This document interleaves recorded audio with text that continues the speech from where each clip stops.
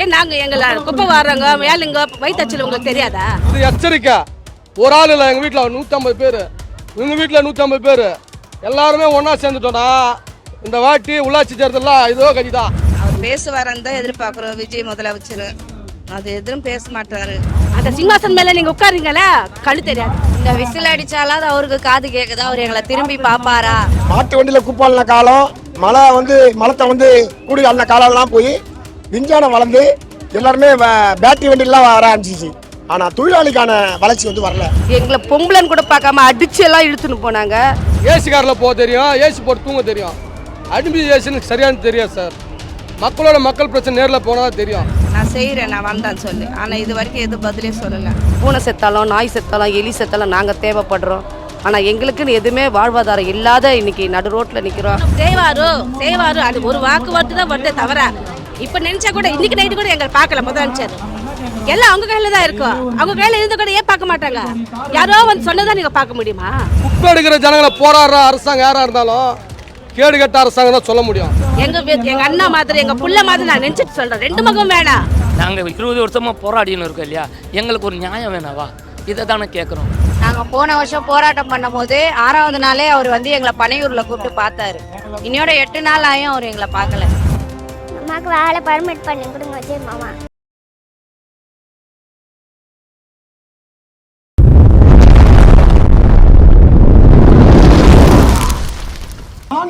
முதல்வரே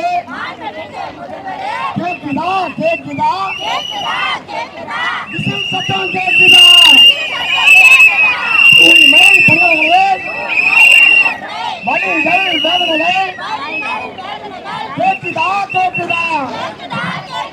voice of south நேயர்களுக்கு வணக்கம். நான் உங்கள் அருள். இன்றைக்கி ரிப்பன் பில்டிங் முன்னாடி சென்னை தூய்மை பணியாளர்கள் பல்வேறு கோரிக்கைகளை முன்வைத்து போராட்டம் பண்ணிகிட்டு இருக்காங்க. குறிப்பாக கார்ப்பரேட் மையத்தை எதிர்த்தும் தனியார் மையத்தை எதிர்த்தும் தங்களுடைய வேலைகளை நிரந்தரம் பண்ண கோரியும் மகப்பேறு விருப்பு உள்ளிட்ட பல்வேறு கோரிக்கைகளை வைத்து தொடர் போராட்டங்களில் ஈடுபட்டுக்கிட்டு இருக்காங்க. இன்றைக்கி தாவேக்காவுடைய நிர்வாகத்தை கண்டி தாவேக்காவுடைய அரசை கண்டித்து விசிலடிக்கும் போராட்டம் நடைபெற்று இருக்குது. இன்னைக்கு பெருந்திரளான பொதுமக்கள் போராடிக்கிட்டு இருக்காங்க. வாங்க அவங்கள்ட்ட பேசுவோம். இது எத்தனை நாள் போராட்டம்? 8 நாளாக போராட்டம். என்ன உங்களுடைய கோரிக்கை? எங்களுக்கு பர்மனெண்ட் தான் வேணும். பர்மனெண்ட் பண்ணுறோன்னு சொல்லியிருக்காரு. அதனால தான் நாங்கள் கேட்டு இருக்கிற 8 நாளாக நாங்கள்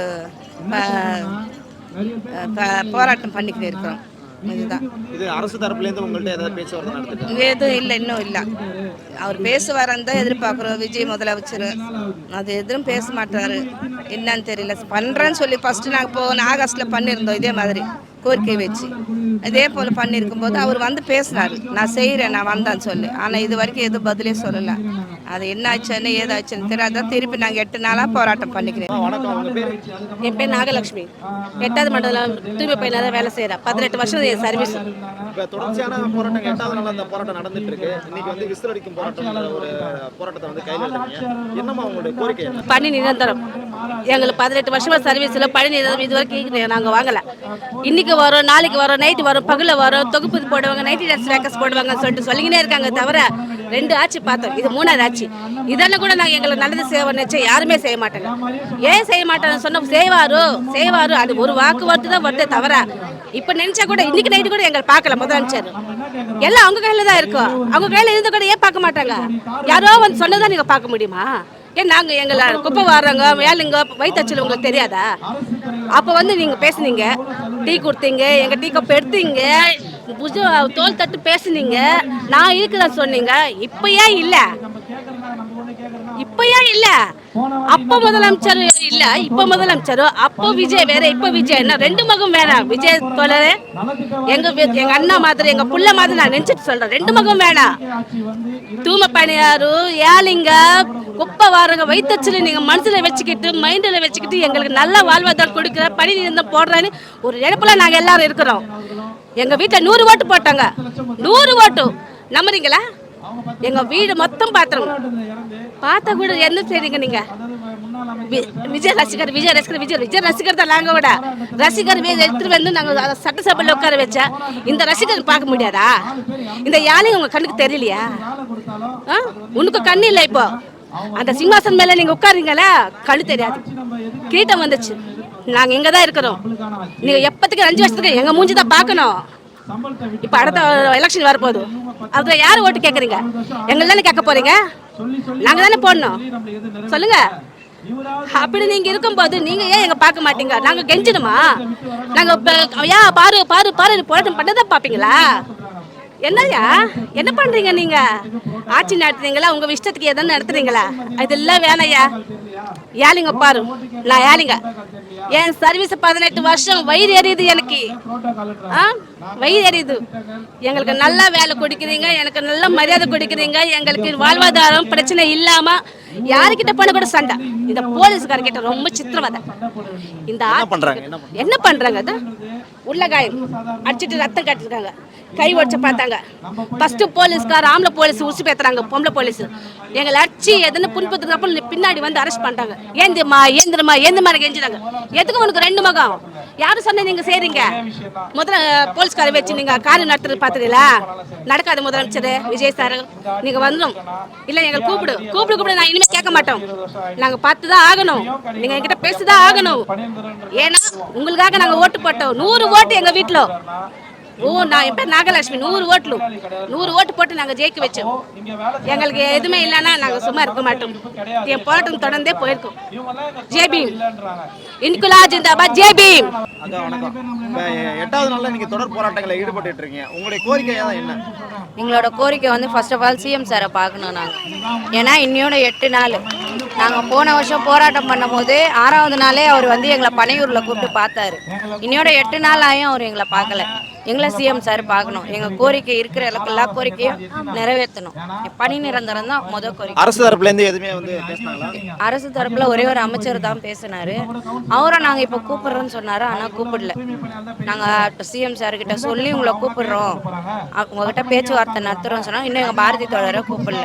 8வது நாளாக அவங்க தொடர் போராட்டங்களில் ஈடுபட்டு இருக்காங்க. ஆனால் அவங்களுடைய கோரிக்கைகள்ன்றது வந்து மகப்பூர் காலங்களில் விடுப்பு வேணும், கார்பரேட் மையத்தை வந்து அறவை விடணும், எங்களை வந்து பணி நிரந்தரம் ஆக்கணும் உள்ளிட்ட பல கோரிக்கைகளை வச்சு போராடிட்டு இருக்காங்க. இன்னைக்கு வந்து விசில் அடிக்கும் போராட்டம் அப்படின்னு சொல்லி தாவேக்காவுடைய விசில் சின்னமான அந்த சின்னத்தை வச்சு இங்க போராட்டம் இருக்காங்க. இது எதுக்கு இந்த போராட்டத்தை எதுக்கு எடுத்திருக்கீங்க? இந்த விசில் அடிச்சாலாவது அவருக்கு காது கேக்குதா? அவர் எங்களை திரும்பி பாப்பாரா?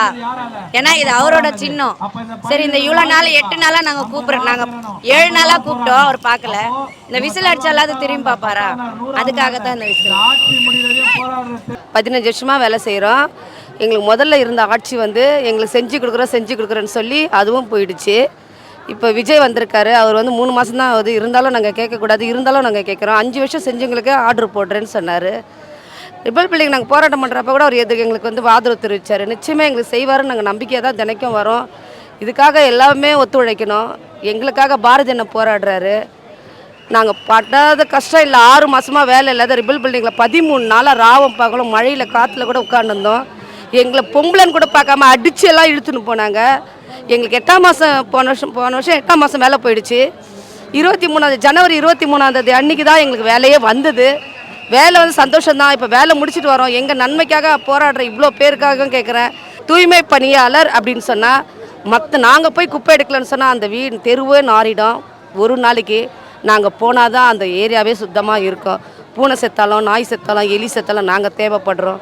ஆனால் எங்களுக்குன்னு எதுவுமே வாழ்வாதாரம் இல்லாத இன்றைக்கி நடு ரோட்டில் நிற்கிறோம். எங்களுக்கு நிரந்தரமான பணி உயர்வு எங்களுக்கு கொடுத்தா போதும். எங்களுக்கு நிரந்தரமான வேலை கொடுங்க, அவ்வளோதான். வேறு எதுவும் நாங்கள் அரசை கேட்கல. எங்களுக்கு சொத்து வேணும், நிலம் வேணும், அது வேணும் நாங்கள் கேட்கல. எங்கள் வாழ்வாதாரத்திற்காக நாங்கள் நடு ரோட்டில் நின்று கேட்கணும். இது 8வது நாளாவது. இது தொடர்ந்து போராடக்கூடாது. இது ஒரு முடிவு தெரியணும். இன்றைக்கி தெரிஞ்சிட்டோம் நாங்கள். ஆனால் இன்றைக்கும் தெரிகிற மாதிரி தெரியல. விஜய் அவர்கள் நீங்கள் தான் வந்து பேசணும். நீங்கள் முதல்ல வந்தீங்க. தூய்மை பணியாளர்களை எதற்காக நீங்கள் அரெஸ்ட் பண்ணீங்க? நைட்டு 12 மணிக்கு முதலாவது உங்களை வெளியே விடுங்கன்னு சொல்லி நீங்கள் எங்களுக்காக பேசுனீங்க. அந்த நம்பிக்கை உங்கள் மேலே நாங்கள் வச்சுருக்குறோன்னு சொன்னால் கொஞ்சம் அளவு கூட உங்களுக்கு குறையக்கூடாது.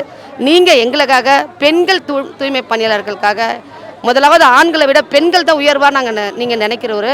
நீங்கள் மனசு வச்சா நிச்சயமாக இன்றைக்கின்றது நாள் தள்ளவே தாண்டா முடிச்சிட்டோம் சீக்கிரம். அதுக்கு எங்களுக்கு வந்து அரசு தரப்புலேருந்து யாருமே வரல.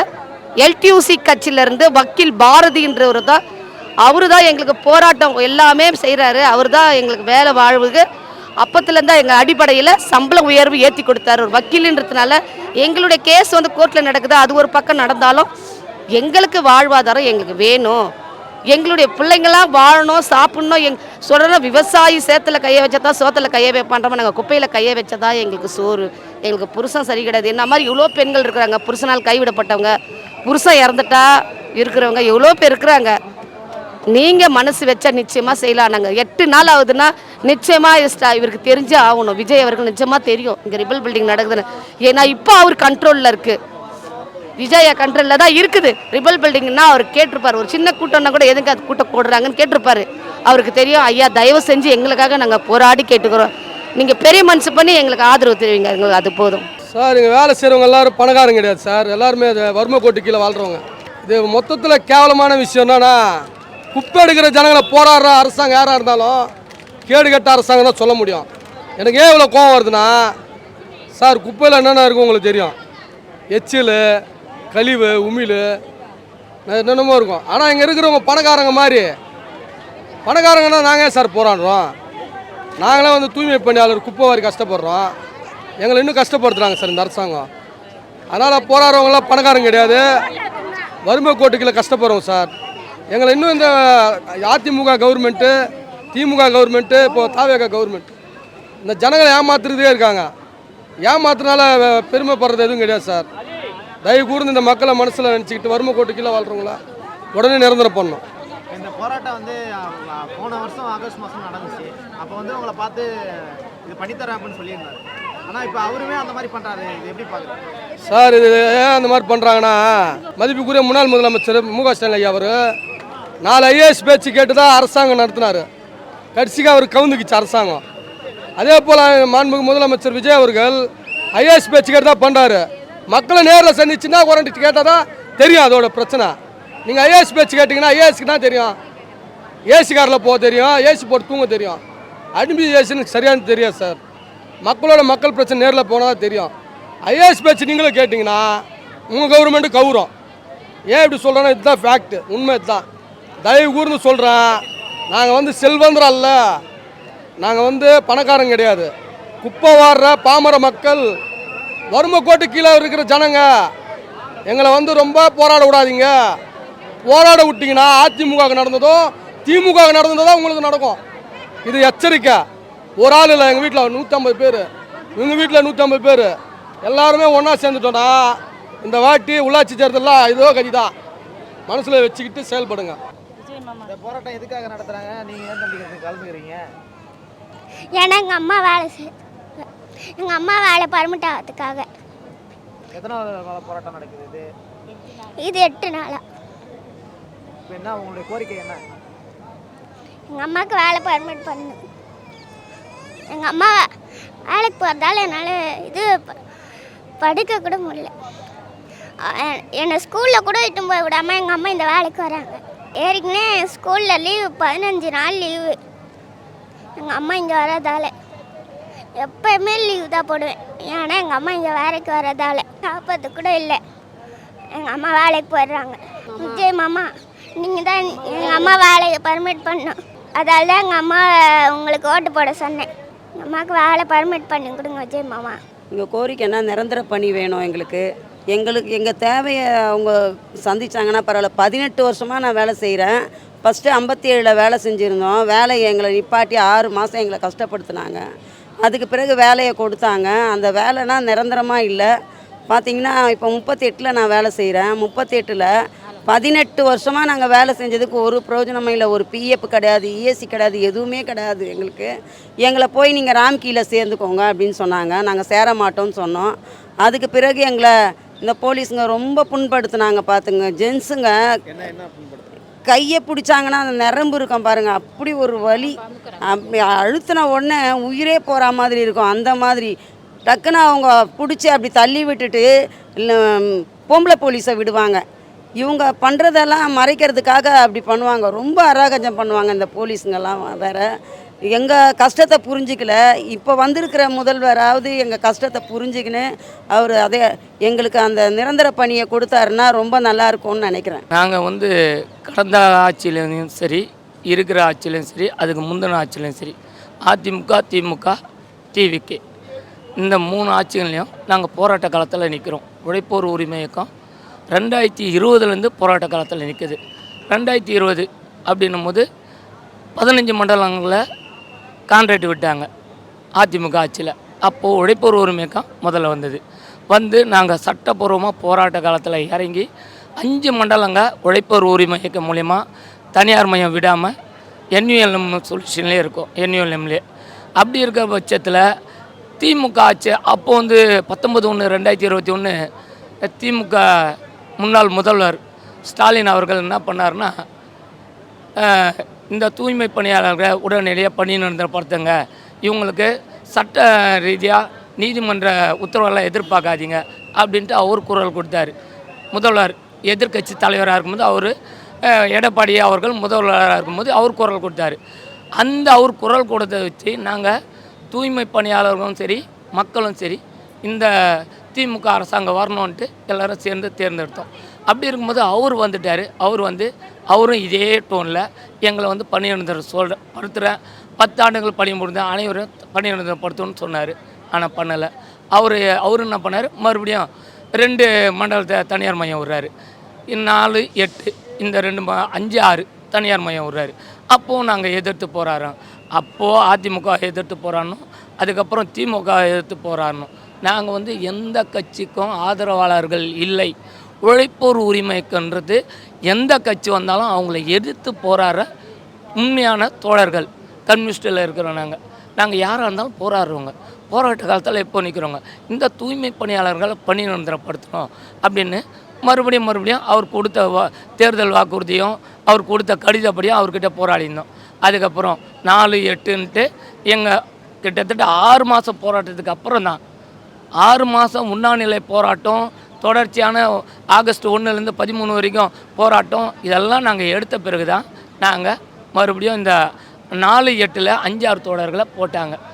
1400 பேர் அதில் அமர்த்தினாங்க. சரி, முடிஞ்சுதா? எங்களுடைய நியாயமான கோரிக்கை, பணி நிரந்தர கோரிக்கை. இந்த கோரிக்கைக்கு எந்த அரசாங்கமும் செவி சாய்க்கல. அவங்களும் சரி இவங்களும் சரி. முதல்வர் அவர்கள் நான் வந்தால் கட்டாயம் இவங்களை பணி நிரந்தரப்படுத்துவேன். நீங்கள் ஆகஸ்ட் மாதம் போன வருஷம் போராடும்போது இப்போ இருக்கிற முதல்வர் வந்து உங்களுக்கு ஆதரவு தெரிவித்தார் தானே? கட்டாயமா எங்களை கூப்பிட்டு வச்சு பேசினார். முதல் உழைப்போர் உரிமை இயக்கம் தான் அவருக்கு முதல் சங்கமே.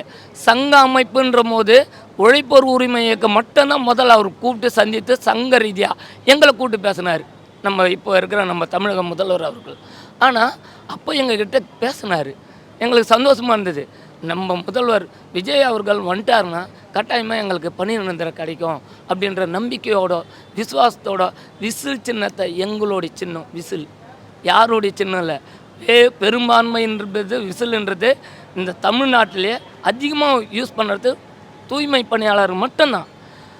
அந்த நம்ம கான்ட்ராக்டருங்களாம் அந்தளவுக்கு இல்லை. கான்ட்ராக்டருக்கு ஒரு பஸ்ஸில் இருப்பாங்க. ஆனால் தூய்மை பணியாளர் தமிழ்நாடு முழுக்க எல்லா இடத்துலையும் காலிலேருந்து மத்தியானம் வரைக்கும் விசில் சத்தம் பறந்துன்னு தான் இருக்குது. அப்படி இருக்கிற விசில் எங்களுடைய சின்னம். அதுக்கப்புறம் கான்ட்ராக்டருக்கு அப்புறம் கூர்க்கா அவங்க விசில் அடிப்பாங்க நைட்டில், அவ்வளோதான். ஆனால் பெரும்பான்மையாக நாங்கள் இருக்கோம் இல்லையா, எங்களுடைய சின்னம் தானே. அவருக்கு வரும்போது எங்களுக்கு தானே சந்தோஷம். அவருக்கோசம் நாங்கள் விசில் அடித்தோம். எங்ககிட்ட அதிகாரிங்க வந்து விசில் அடிக்க விடாதுனாங்க. அந்த முன்னால் இருந்த கவுன்சிலருங்க விசில் அடிக்க விடாதுங்க. எதிர்கட்சியெல்லாம் இருந்தால் மற்ற எதிர்கட்சியெல்லாம் விசில் அடிக்கக்கூடாதுன்னாங்க. ஆனால் நாங்கள் விசில் அடித்தோம். எதுக்காக? நம்ம முதல் கட்டாயமாக நாங்கள் மாற்றம் ஒன்று எதிர்பார்த்தோம். நாங்கள் எதிர்பார்த்த மாதிரி எல்லா தூய்மை பணியாளரும் நம்ம தாவேக அரசுக்கு தான், விஜய் அவர்களுக்கு தான் ஓட்டு போட்டாங்க. ஓட்டு போட்டு தேர்ந்தெடுத்தோம். அவர் நம்மளை கூட்டு வச்சு பேசிட்டாரு. எப்படியும் நம்மளுக்கு பணி நிரந்தரம் கிடச்சிரும், நம்மளுடைய வாழ்க்கையில் ஒரு பிரகாசமான ஒளி மலரும் அப்படியெல்லாம் எதிர்பார்த்தோம். ரொம்ப அவர் மேலே அந்தளவுக்கு விசுவாசமாக இருந்தோம். அந்தளவுக்கு இப்போது நாங்கள் நினைக்கிறோம் நம்ம முதல்வர் அவர்கள் நம்மளை எப்படியாவது பணி நிரந்தரப்படுத்துவார். அரசு தரப்பில் எதுவுமே கேட்கல, எதுவுமே ரெஸ்பான்ஸே இல்லை. சமீரா அவர்கள் வந்து சரியான முறையிடலை. இது எங்ககிட்ட இல்லை, அரசாங்கத்துக்கிட்ட இருக்குது அப்படின்னு ஒரே விஷயம். இது நான் பண்ண முடியாது, அரசாங்கத்துக்கிட்ட இருக்குது, நாங்கள் எதுவும் பண்ண முடியாது. அமைச்சர்கிட்ட அமைச்சர்களும் நாங்கள் முதல்வரை பேசணும். முதல்வர்கிட்ட எங்களை பேச விடுங்கன்னு தானே கேட்குறோம். நாங்கள் வேறு என்ன கேட்குறோம்? முதல்வர் அப்போ பேசினார், இப்போ எங்கள்கிட்ட பேச மறுப்பது ஏன்? நாங்கள் வந்து தலித் மக்களா, நாங்கள் தாழ்த்தப்பட்டவங்களா? என்ன தயக்கம்? எங்களை வந்து எங்கள் தலைவர் பாரதி அவர்களை ஒரு காலம் ரொம்ப நேரம் இல்லை, ஒரு 10 நிமிஷம் எங்கள் தலைவர்கிட்ட பேசினாவே எங்களுடைய குறை நிறைய எல்லாமே தெரியும். நாங்கள் இப்போ எங்களுடைய குறைஞ்சபட்ச சம்பளம் 19,000 ரூபாய். என்ன கேட்குறோம்? இப்போது நம்ம டிரைவர் கார் டிரைவருக்கு 25,000 சம்பளம் கொடுக்கணும்னு தோணுது நம்ம முதல்வருக்கு. 25,000 குறைஞ்சபட்ச சம்பளம் அவருக்கு தெரியுது. அப்போ தூய்மை பணியாளர் 20 வருஷம் 25 வருஷம் 30 வருஷம் இதே நிலைமையில் இருக்குமே, குறைஞ்சபட்ச சம்பளத்தில் இருக்குமே. சமூக வலைதளங்களில் அரசுகிட்ட நிதி இல்லை அப்படின்ற மாதிரி சரிங்க தோழர், நாங்கள் ஏற்றுக்கிறோம். அரசாங்கத்தில் எங்கிட்ட நிதி இல்லை, பணம் பட்டுவாடை பண்ண முடியாது, கஷ்டமாக இருக்குது சூழ்நிலை. நீங்கள் சொல்லுங்கள், நீங்கள் சொல்கிறத எல்லாத்தையும் நாங்கள் பொதுமக்களாக இருந்து நாங்கள் கேட்டுக்கிறோமே. விஜய் அவர்களை நாங்கள் எதுவும் குறையாக சொல்லலையே. இப்போதைக்கு என்னால் பண்ண முடியாது, எனக்கு ஒரு 6 மாதம் ஆகும், 1 வருஷம் ஆகும், கால அவசரத்தை எடுங்க. நாங்கள் 20 வருஷமாக போராடின்னு இருக்கோம் இல்லையா, எங்களுக்கு ஒரு நியாயம் வேணாவா? இதை தானே கேட்குறோம். நாங்கள் வேறு எதுவும் தவறாக கேட்கல. எங்களோட கோரிக்கை, எங்களோட பணி நிரந்தரம், இந்த ஒற்றை கோரிக்கையில் எல்லாமே அடையணும். பணி நிரந்தரம்ன்ட்டு விஜய் அவர்கள் முதல்வர் கொடுத்துடுறாருன்னா நாங்கள் அவரை கடவுளாக நேசிப்போம். நிஜமாகவே கடவுளாக தான் நேசிப்போம். நாங்கள் அவர் முதல்வராக நேசிக்க மாட்டோம். முதல்ல நாங்கள் நினச்சோம் அவர் நம்மளுடைய தலைவர் ரசிகர் அப்படின்னு. முதல் தோரணை அவர் சினிமாவில் இருக்கும்போது அவர் தலைவர், அவர் நம்மளுடைய ரசிகர் அப்படின்னு இருந்தோம். அடுத்த தோரணை முதல்வராக ஆகிட்டார். அவர்கிட்ட நம்ம எப்படி பேசுறது, ஃப்ரெண்ட்ஷிப்பாக பேசுகிறதா, அண்ணனாக பேசுகிறதா, முதல்வராக பேசுகிறதா, அப்படிலாம் எங்கள் மனசுக்குள்ளே என்னென்னோ தோணுது. நாங்கள் சினிமாவில் கத்தி படத்தில் விவசாயிக்கு போராடினார். அதுக்கப்புறம் நாங்கள் முதல்வர் விஜய் அவர்கள் படத்தை எந்த படத்தையும் விடாமல் பார்த்துன்னு இருப்போம். ஏன்னா அவர் எங்களுடைய ரசிகர் மட்டும் இல்லை, தலைவர் மட்டும் இல்லை, அப்படியெல்லாம் நாங்கள் நேசிக்கிறோம் விஜய் அவர்களை. அப்படி நேசிக்கிறதுனால என் பிள்ளைங்க கூட எப்பா நீ விஜய்க்கு தான் ஓட்டு போடணும். நாங்கள் விஜய் ரசிகர்கள் இருந்தாலும் எங்கே பார்த்தாலும் பிள்ளைகள் ரீதியாகவே விஜய் அவர்களை அவர் ஓட்டு போடணும். இது தானே, அதனால தானே விசில் சாத்தம் பறக்குது. இந்த அளவுக்கு பண்ணுறோம். நாங்கள் ஓட்டு போட்டு வர வச்சோம். எங்களுடைய ஓட்டு போட்டதுனால மட்டும் இல்லை, அவர் ஏழை மக்களுக்கு உங்கள் பிள்ளையாக இருக்க, உங்களை அண்ணனாக இருக்க, உங்களுக்கு தம்பியாக இருக்க அப்படியெல்லாம் பேசினார். ஓட்டு கேட்கும்போது எல்லா விஷயத்தையும் பேசினார். மறுபடியும் அதான் கேட்குறோம். நீங்கள் பேசுனதை செயல்படுத்துங்க. H3 இந்த H3 வாக்குறுதி கொடுத்துக்கிறாரு. சென்னை மாநகராட்சி கீழே சென்னை மாநகராட்சி கீழே வேலை செய்கிற அனைத்து தொழிலாளையும் பணி நிரந்தரம் H3 வாக்குறுதி. எவ்வளோ பேராக இருந்தாலும் அதை தானே கேட்குறோம். அவர் சொன்ன வாக்குறுதியை தானே கேட்குறோம். நாங்கள் அரைஜாகமோ இல்லை அதிரடி எதுவும் பண்ணல, அமைதியான முறையில் போராடுறோம். அமைதியான முறையில் தான் எல்லாமே கேட்குறோம். ஆனால் எங்களை ஒரு நாயும் குப்பையும் கேவலமாக, எப்படி ஒரு குப்பையோட கேவலமாக ஆணையர் பார்க்குறாரு சமீர். நாங்கள் இது எங்களுடைய அலுவலகம் தானே, தூய்மை பணியாளருக்கு தானே இந்த ரிப்பன் வளாகமே, எல்லாத்தையும் க்ளீன் பண்ணுறோம் நாங்கள் தானே. அப்போ நாங்கள் இது உள்ளே வரக்கூடாதா? நாங்கள் வராமல் இந்த ரிப்பன் வளாகம் எதுக்கு இருக்குது? எங்களை வேலை வாங்கிறது, எங்களை நசுக்கிறது, எங்கள் மேலே தாழ்ப்புன்னு வச்சு எங்கள் மேலே கெட்ட பேர், இதை மட்டும் தான் உருவாக்குறதுக்கு இருக்கா? வெள்ளை மாளிகை என்னவே, அந்த வெள்ளை மாளிகையில் இருக்கிற அதிகாரிகளும் மனசும் வெள்ளையாக இருக்கணும். அவங்க போட்டுக்கிற துணி வேலையாக இருக்கக்கூடாது. உள்ளே இருக்கிற அதிகாரிகளோட மனசும் வெள்ளையாக இருக்கணும். தூய்மை பணியாளர்னு அவ்வளோ கேவலமாயிட்டாங்களா சொல்லுங்கள். நாங்கள் எங்களுடைய கஷ்டத்துக்காக போராடுறோம். எங்களோட சூழ்நிலைக்காக இன்னும் எத்தனை ஆண்டு காலம், இன்னும் எத்தனை கட்சிக்காக நாங்கள் போராடின்னு இருப்போம். நாங்கள் கட்சிக்காக தான் ஓட்டு கேட்டு அப்போ தான் போராட்டம், அப்படி தானா? இல்லையே. எங்களுடைய வாழ்வாதாரம் அடிமட்டத்தில் இருக்குது. எங்களுக்கு ஒன்றுமே இல்லை. இப்போ கொடுக்குற 761 அதுவும் அரசாங்கமாக பார்த்து கொடுக்கல. எங்கள் தலைவர் பாரதி அவர்கள், உழைப்போர் உரிமை இயக்க தலைவர் பாரதி அவர்கள் 391 அந்த 391 761 வரைக்கும் போராட்டம், சட்ட ரீதியான போராட்டம், ஒரு ஜீவமும் வழக்கு போட்டு வாங்கி கொடுத்தது. இது சும்மான அரசாங்கம் கொடுத்துல தோழர்களை. ஏன்னா இது எங்களுடைய ஆதங்கம். இங்கே தலைவர் தூய்மை பணியாளர் கோசம் போராளி, அவர் ஒரு சேக்குவா, அவர் ஒரு அம்பேத்கர், அப்படியெல்லாம் எங்கள் தலைவரை நாங்கள் பேசுவோம். ஏன்னா உழைக்கிற மக்களுக்கு உண்மையாக போராடுறாரு, உண்மையாக நிற்கிறாரு, பாடுபடுறாரு. எங்களில் ஒருத்தராக சாக்கடையாக இருந்தாலும் உட்காருவார், தரையாக இருந்தாலும் உட்காருவார். எங்களில் ஒருத்தராக இருக்கார்.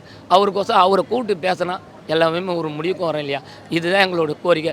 பணி நிரந்தரம் ஒரே ஒரு ஒற்றை கோரிக்கை. அந்த ஒற்றை கோரிக்கையில் எல்லாமே அடங்கும். அதை நிறுத்திட்டாருன்னா எங்களுக்கு சந்தோஷமாக இருக்கும். இல்லை நீங்கள் கால அவகாசம் கேட்டால் இப்போ 832 கலெக்டர் போட்டிருக்காரு இல்லையா உத்தரவு, அதை கொடுங்க. கால அவகாசம் கேளுங்க, அதை கூட உத்தரவாதத்தோடு சொல்லுங்கள். உங்களுக்கு 6 மாதம் கழித்து பணி நிரந்தரம் பண்ணுவேன். சந்தோஷமாக அவருக்குன்ட்டு ஒரு விழாவே கொண்டாடிடுவோம் தூய்மை பணியாளர். அந்த வாக்குறுதியை கொடுத்தா கூட இல்லை. இப்போதைக்கு இந்த சம்பளத்தை வாங்கிக்கோங்க, வார விடுப்பு.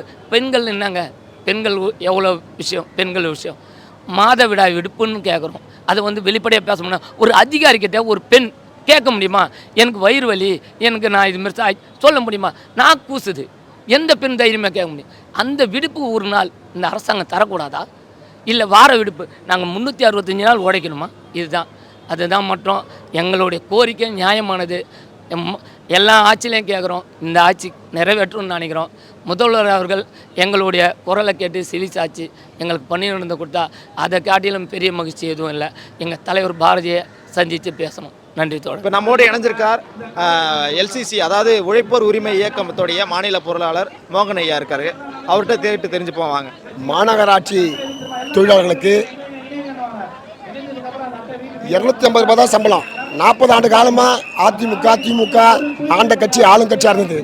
அது வந்து மு கருணாநிதியிலேருந்து எம்ஜிஆர் காலத்துலேருந்து ஜெயலலிதா காலத்துலேருந்து இப்போ எடப்பாடி காலத்துலேருந்து மு.க. ஸ்டாலின் வரையும் கிட்டத்தட்ட 2017க்கு முன்னால் வரையும் 250 ரூபா சம்பளம் தான் வாங்கியிருந்தாங்க.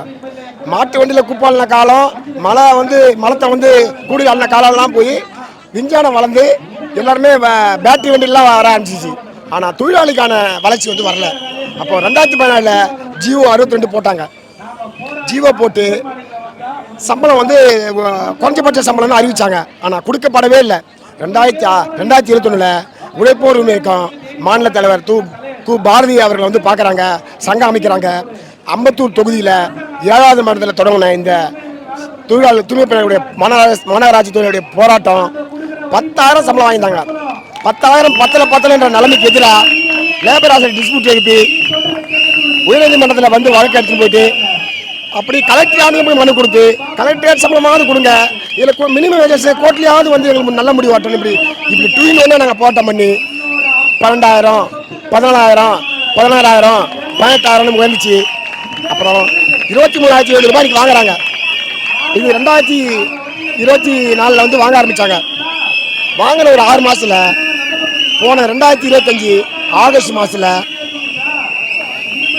ஆகஸ்ட் 1 வேலையை விட்டு நிறுத்திட்டாங்க. காரணம் என்ன சொன்னாங்கன்னா, 12 வார்டு வந்து தனியார் மயம் விட்டுட்டோம், இந்த 3 வார்டும் தனியார் மயம் விட போகிறோம், 5வது மண்டலமோ 6வது மண்டலமோ உங்களுக்கு சம்பளம் 5,000 தரோம், சொந்த வேலை செய்யலாம் போங்கன்ட்டாங்க. 6 மாதம் தொழிலாளிகள் வேலை இல்லாமல் கடினப்பட்டாங்க, கஷ்டப்பட்டாங்க. தமிழ்நாட்டில் எப்படி 8 கோடி மக்களில் 4 கோடி மக்கள் பெண்களாகிறாங்களோ, மாநகராட்சி தொழிலாளியில் 2,000 பேர் வேலை நிற்கிறாங்களே, அது 1,500 பேர் பெண்கள். போராட்டம்னு சொன்னால் அது ரோடு மறியல், அம்பேத்கர் சிலைக்கு வந்து மனு கொடுக்குற போராட்டம் மாதிரியும், பெரியார் சிலைக்கு மனு கொடுக்குற போராட்டம் மாதிரியும், இப்படியே வந்து கலைஞர் சமாதியான மனு கொடுக்குற போராட்டம் மாதிரியும், கடலில் இறங்கி போராட்டம் பண்ணுது, சுடுகாட்டில் இறங்கி போராட்டம் பண்ணுது, அதாவது வந்து பீ தண்ணி அந்த கூவாத்தில் இறங்கி போராட்டம் பண்ணுது. இப்படி போராட்டங்கள் தொடர்ந்து நடந்தது. 57 நாள் பட்டினி போராட்டம் அம்பத்தூரில் எங்கள் உழைப்போர் உரிமை கழகத்தில் நடந்தது. 12 பெண்கள் 4 பெண்கள், முதல்ல 4 பெண்கள் 15 நாள் இருந்தாங்க. மயக்கடையில் வந்து மயக்கடிச்சு வலி வேதனையோட அட்மிட் பண்ணோம். திருப்பி 4 பெண்கள் 20 நாள் இருந்தாங்க. அவங்க வந்து மயங்கி விழுந்து ஹாஸ்பிட்டல் அட்மிட் ஆனாங்க. திருப்பி 4 பெண்கள் 25 நாள் இருந்தாங்க. 57 நாள் உண்ணாநிலை போராட்டம் இருந்த பிறகு தான் அப்போ வந்து ஆண்ட திமுக கட்சி அறநிலைத்துறை மந்திரி சேகர் பாபு, மேயர் பிரியா, அந்த உள்ளாட்சித்துறை இருக்கிற மந்திரி நேரு அவர்கள் அப்போ வந்தவங்க அந்த அம்பத்தூர் தொகுதி எம்எல்ஏ BK மூச்சுலாம் வந்து பேசி உண்ணாவிரத்தை முடிச்சு எங்களை வேலைக்கு எடுத்தாங்க. ஆனால் பணியந்திரம் இல்லை. இவ்வளோ 20 வருஷமே வேலை செய்கிறாங்க. 20 வருஷமே வேலை செய்கிறவங்களுக்கு எந்த விதமான அடிப்படை பிரச்சனையும் இல்லை. விடுமுறை கிடையாது. வார விடுமுறை 6-8 48 ஹவர்ஸ் வேலை செஞ்சால் ஒரு நாள் விடுமுறை தரணும். விடுமுறை கிடையாது. தேசிய பண்டிகை விடுமுறை கிடையாது. குடியரசுக்கோ சுதந்திர தினமோ கிடையாது. தீபாவளியோ பொங்கலோ கிறிஸ்மஸோ பண்டிகை விடுமுறை கிடையாது. இப்படி 360 நாளும் ஒரு மனுஷன் வேலை செய்கிறான்னு சொன்னால் அவங்கள இயந்திரமாக பார்க்குறீங்களா? என்ன திராவிட மாடல் ஆட்சி, என்ன பெரியார் ஆட்சி? பெரியார் படத்தை வச்சிருக்காரு மாண்புமிகு முதல்வர் விஜய் அவர்கள், அம்பேத்கர் படம் வச்சிருக்காரு, வேலுநாச்சி வச்சிருக்காரு. இப்போ பெண்களுக்கு இங்கே இது வரைக்கும் வந்து எந்த விதமான அடிப்படை ஓய்வு வர இல்லை. அரசு தரப்புலேருந்து எந்த ஒரு நடவடிக்கையும் வந்து பார்க்கலையா? அவங்க வந்து பார்த்து உங்க தரப்பு கேட்கவே இல்லையா? கேட்கல. இவங்க எல்லாருமே வந்து ஆதி திராவிட மக்களே, அருந்தியது மக்களே, அனைத்து சாதி ஏழைகள் சொல்லி தூய்மை பணியாளர் சொல்லி இந்த பார்வை இருக்குதுல்ல, இவங்களை வந்து பார்க்கறது வந்து ஒரு குறைய தீக்கிற மாதிரி கேட்குற மாதிரியே இல்லை.